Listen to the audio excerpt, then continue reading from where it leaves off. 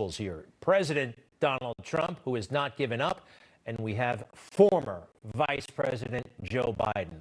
And if you watch him very closely, I don't see a confidence. I don't see a transition team that is really behaving like a traditional transition team. I have the sense that they're worried. I do know things are happening that aren't receiving much attention. There's a case in Michigan that's before the Supreme Court. The Pennsylvania case that has great merit constitutionally, according to the experts like Alan Dershowitz, that is still before the Supreme Court. January 6th, who knows what can happen. Constitutionally, lawmakers are allowed to make objections. Not receiving much attention, but it can happen. All right. Now, I admit I was very disappointed when that Texas lawsuit from the Attorney General against the 4 swing states went nowhere. They did not want to even hear the case, the Supreme Court. Some of us were very disappointed, and others were wondering, the justices, why did they not want to hear anything about it, not even hear it? Well, we heard something today from a Congressman, Mike Patrick. He's a Republican from Texas. And he heard some very interesting information, and he shared it with the world. When the Texas case was brought up, he said he heard screaming through the walls as Justice Roberts and the other liberal justices were insisting that this case not be taken up. When Justice Thomas and Justice Alito were citing Bush versus Gore, from John Roberts, were, I don't give about that case. I don't want to hear about it. At that time, we didn't have riots. So what he was saying was that he was afraid of what would happen if they did the right thing. And I'm sorry, but that is moral cowardice. Interesting, right? And a lot of us have been wondering, what are the justices thinking? You know, they've got a great big job, very prestigious, lifetime appointments, but they are just human beings. Are the justices afraid of riots? That's what the congressman, that's what he heard. Let's go ahead and take a look at that. Could these fine men and women be afraid of riots? Could they be afraid of people showing up at their house? You betcha. It's a human emotion. They do have some cases before them. Let's see what happens. Now, I mentioned January 6th. Again, mainstream media not paying much attention to this, but we talked about the objections that were raised in 2000, and even more recently, back in 2005, sorry about that. After George W. Bush was reelected, there was some concern about long voter lines in Ohio. Was there a suppression? And a congresswoman stepped forward, and she had the backing of a U.S. senator. I, Stephanie Tubbs Jones, a representative from the state of Ohio, and Senator Barbara Boxer, a senator from California, have objected to the counting of the electoral votes of the state of Ohio on the ground that they were not, under all the known circumstances, regularly given. I raise this objection to debate the process and protect the integrity of the true will of the people. And she had the backing of Senator Barbara Boxer, and they had to debate the issue for a couple of hours. Of course, George W. Bush was reelected, but there is precedence for this kind of conversation. We're already hearing from members of Congress who are ready to step forward and say they object. Now, I think we have Congressman Jordan. Yesterday, he said he would. Congressman Brooks may step forward, but they need a United States senator. And it could be one of these guys. The one on the far left there, that's Tuberville. He would senator-elect. He's not in office yet, but he will be by January 6th. And, of course, we've got Ted Cruz, and that's Josh Hawley from Missouri. Could one of these step forward with a member of Congress? If I had to bet, I would bet. I would bet on that happening. All right, meanwhile, as we raise these concerns, the mainstream media and their friends on late-night TV, they are laughing at us, all of us, right-wing media. And quite frankly, this is right-wing media, at least this show. I've been quite clear that I am conservative, that I'm pro-Trump, I like his style, and I like his policies. It's all above board on this show, and I think that's fair. So much of the mainstream media. And even these comedians, they pretend they're neutral, but they're not. Now, one of them, Seth Meyers, I guess he took over for David Letterman, or maybe it was Fallon. Anyway, Letterman made this show great. Now Seth Meyers has it, and he took a shot at your favorite news anchor. On Monday, after the Electoral College vote, the far-right network Newsmax tried to brush it off like it was some inconsequential technicality. There are people right now who are out there calling Joe Biden the president-elect. Now, at this point, there is some political and some historical justification for them to do so at this point. I personally feel they're wrong. No, you personally feel they're wrong? And then he told a bunch of unfunny jokes about me and this network. I'm not going to play you that. But he implied there that, it was just a personal hunch of mine. Later, I would point out and read from the United States Constitution. Okay? I did. I'll show you that actually in a second. But that's just a comedy show, all right? That's Seth Meyers, and he's a comedian. What about the folks at the most trusted name in news, CNN? This is the host of their show. I think it's in the afternoon. Her name is Brianna Keeler. Take a look. Over on Newsmax, it's much of the same. Yes, on January 20th, I do believe that there is a significant chance that Donald Trump could be inaugurated. Now, I do know that there are smart, informed people who are saying that Joe Biden is the president-elect. Now, I disagree with them, and it's not just a hunch that I'm going on. It's the Constitution. Now, What about the rest of what she said, huh? Oh, well, she continued to... Go ahead. All right, we'll leave it at that. She said that those smart people, they must be right, and I must be wrong on the Constitution. But if she had actually watched the show, she would have seen that I actually showed everybody the Constitution, and I read from it. Let's go ahead and take a look at that.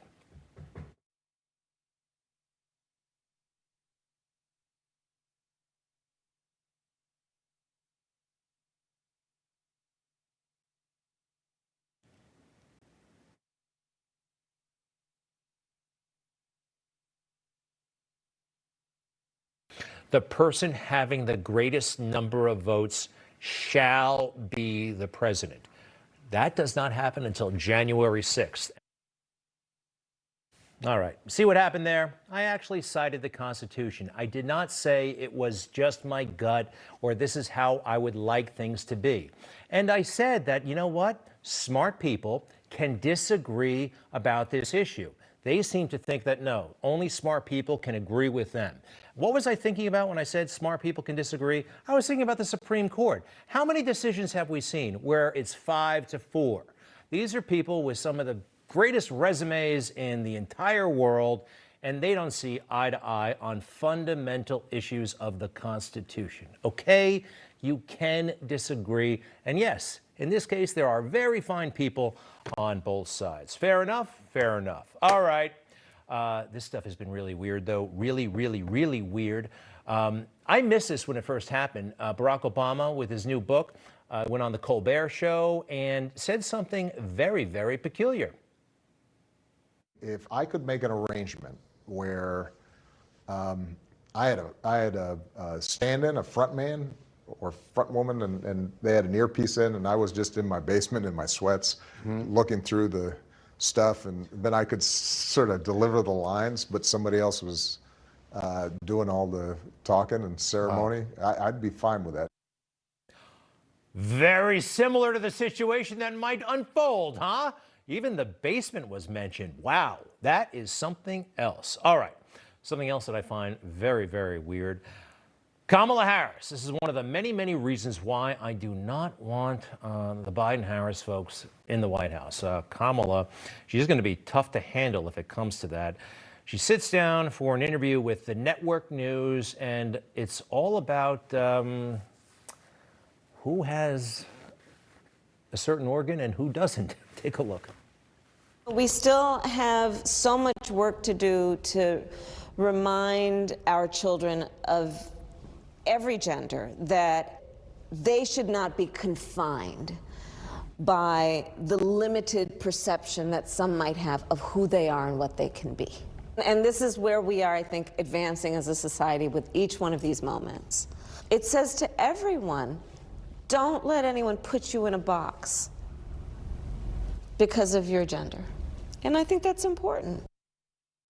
And I think she sounds like a fourth grade teacher from some new age school. If you want to sit around and talk about gender all day, I guess you can.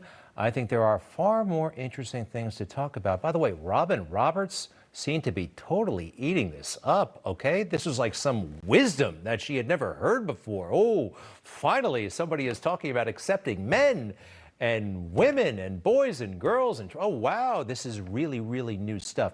By the way, the first half of this interview was her expressing pride that she has a stepdaughter and a stepson. I mean, that's as deep as it got. They just talked about their gender. The father is proud to have a daughter, and the father is proud to have a son. And you look, I'm proud of a daughter too, but that's it. Nothing more about these individuals. Again, just a total and I think very weird and sad focus on gender. I don't quite get it. You know, Mike Pence, the vice president, who I hope is going to be around for another 4 years. Here's something about Mike Pence you probably don't know. His son is a jet pilot in the United States Marine Corps. Isn't that more interesting to talk about that vice president's son is a boy, is a man? But that's the conversation the left seems to want to have. All right, folks, stay with us. We are joined by, in moments, an American hero, General Michael Flynn, United States Army, retired. We'll be right back.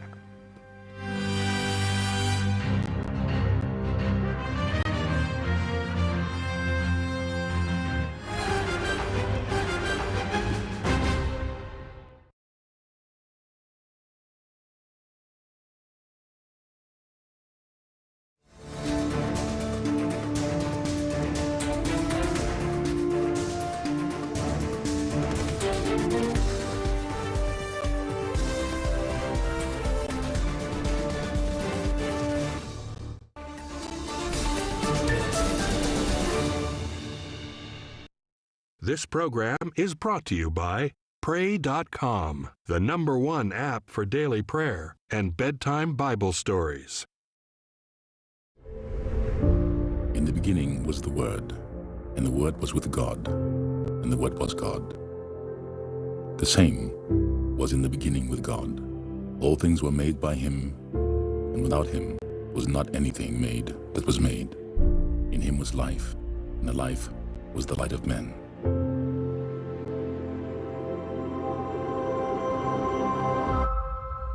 Download the Pray.com app today.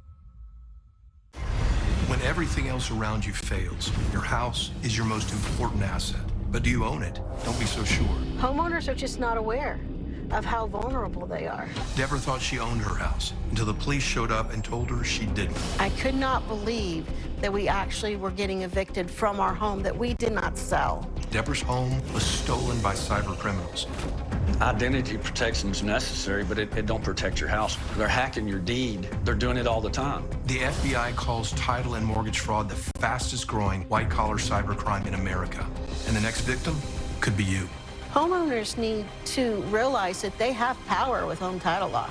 The thing with Home Title Lock is as soon as there was activity, they would notify me immediately. Start your free 30-day trial right now, including a free home title scan, a $100 value, to find out immediately if you're already a victim. Go to HomeTitleLock.com or call right now. Hello? Can anybody hear me? There's bitter days ahead. Dangerous being a prophet during times of upheaval. Soon he'll destroy all who stand against him. The Dark Man. From the ashes of Captain Trips, we have risen! So what happens now? You have a choice. You must make your stand.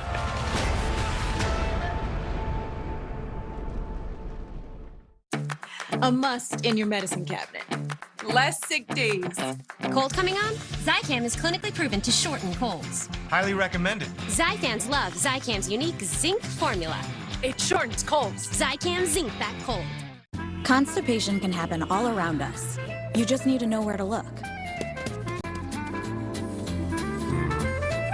Luckily, there's Colace. It's the #1 doctor-recommended stool softener brand for occasional constipation.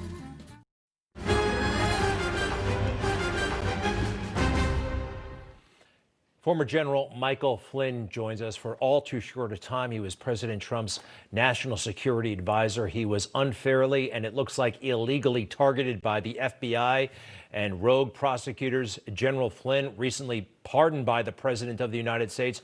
So great to have you here on Newsmax, sir. How are you tonight? I'm doing great, Greg. Thanks for having me. You bet, you bet. First off, listen, you're an intel expert. There's not much that's happening in America that you don't know or is going on in the cyber world. Your take overall on the election and what should happen next? I think that well, #1, President Trump won on the 3rd of November. The things that he needs to do right now is he needs to appoint a special counsel immediately. He needs to seize all of these Dominion and these other voting machines that we have across the country. He needs to go ahead and prioritize by state and probably by county. Fulton County, Maricopa County as an example, exactly what they did up in Antrim County, Michigan, and what they discovered. I think if he looks at probably a couple of random sampling of some of these counties, he's going to find exactly the same problem. These machines are clearly there is a foreign influence that is tied to this system, and it goes back to China, likely goes to Russia, likely goes to Iran. We know that Venezuela has participated in the development of these machines. There's been problems all over the country with them. This not only Dominion, but also this Smartmatic software. So he's got a couple of options that he can take, and he needs to take them. He needs to take them right now. So I hear some murmurings, you know, about the staff shakeup at the Pentagon. And they're putting people in place who might not be opposed to aggressive action. And the president does have some options, at least on paper. Can you tell us what those options are and your opinion, if he might take any of them? Well, I don't know if he's going to take any of these options. I mean, the president has to plan for every eventuality, because we cannot allow this election and the integrity of our election to go the way it is. I mean, this is just totally unsatisfactory. There's no way in the world that we are going to be able to move forward as a nation with this. So the president has a